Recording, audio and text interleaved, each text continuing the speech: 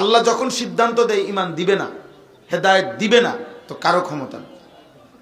আবু তালেবের ব্যাপারে আল্লাহ তাআলার ফয়সালা ইমান দিবে না, তো নবীজি সাল্লাল্লাহু আলাইহি সাল্লাম সর্বোচ্চ চোখের পানি ফেলছেন।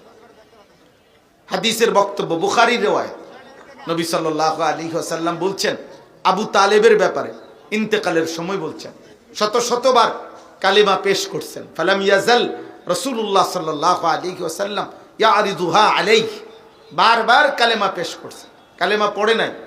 এরপরেও নবী বলছে লা আস্তাগফিরান্না লাকা মা লাম উনহা আনকা, আল্লাহ আমাকে নিষেধ করা পর্যন্ত আমি আপনার জন্য ক্ষমা প্রার্থনা করব। আল্লাহ তাআলার কাছে হাত উঠাইছেন নবীজি। আল্লাহ তাআলা কোরআনুল কারীমের সূরা তাওবা আয়াত নাজিল করে বলছে, বন্ধু, মা কানা লিন নাবিয়্যি ওয়াল্লাযীনা আমানু আন ইস্তাগফিরু লিল মুশরিকিন ওয়ালাউ কানু উলি কুরবা।